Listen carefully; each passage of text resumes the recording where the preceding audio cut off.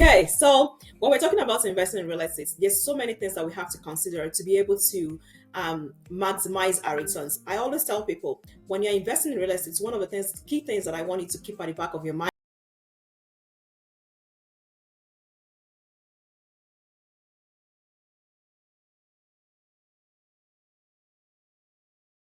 Okay, so when we're talking about investing in real estate, there's so many things that we have to consider to be able to maximize our returns. I always tell people when you're investing in real estate, it's one of the key things that I want you to keep at the back of your mind is how do I maximize my returns? What is the best use of money?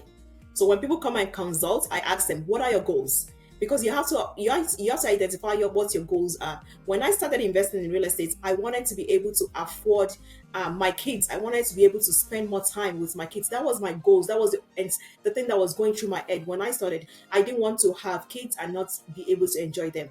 I didn't want to be able to work 9 to 5 and just not have anything to show for it. So at first, I needed to replace my income so I can spend time with my loved ones. And so I'm not doing the job that I hated.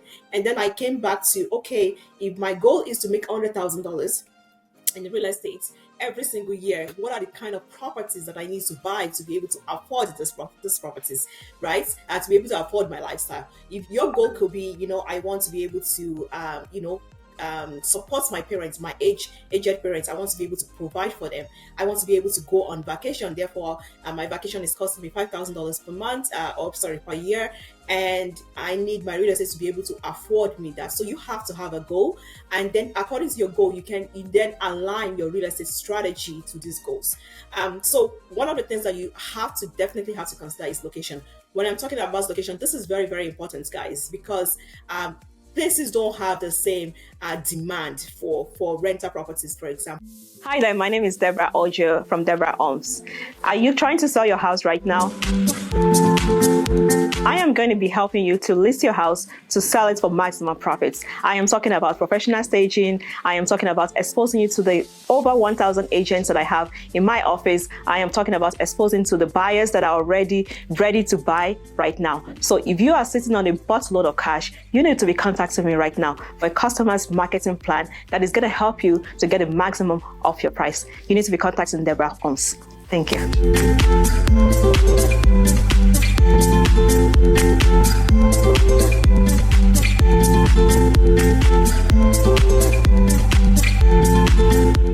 Make sure that you have proximity to amenities such as hospitals, shopping centers. When you are renting a house to someone, a renter sometimes they don't even have cars, and they need access to bus stations, public transit. So you want to make sure that you do your research, know the assets, the kind of customers, your client base, your end users. Who are they? What do they need? What would they like in this kind of house? So those are some of the things that you want to identify when you identify location. Okay, this is very, very important.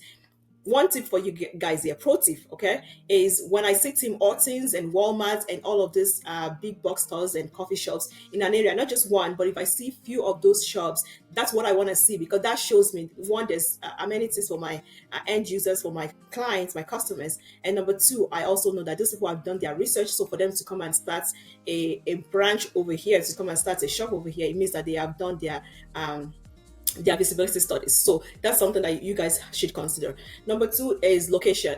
Location, I already mentioned, that's asset types. So again, when you decide how much money you want to make, you now want to see what kind of asset classes is going to give me this. For example, there is residential properties that can be used for Airbnb.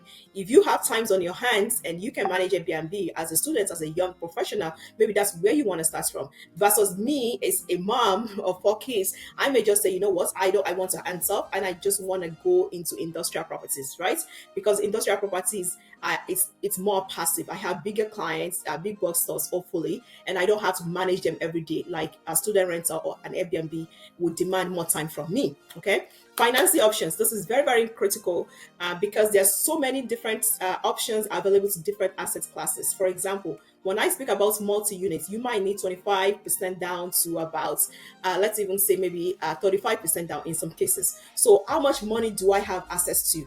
What are the kind of loan types that I have access to? So for multi-units, when we're talking about multi-units, you might need to put more than, like I said, more money down, but also your rates are higher because it's considered a business.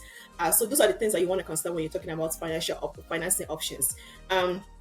Property conditions. Property conditions means that the age of the property, the history of the property. You want to make sure, for example, I don't buy properties that are too old, like 1900s. I don't like these properties. I don't like taking care of properties, so I don't buy those kind of properties. We'll continue in the next slide.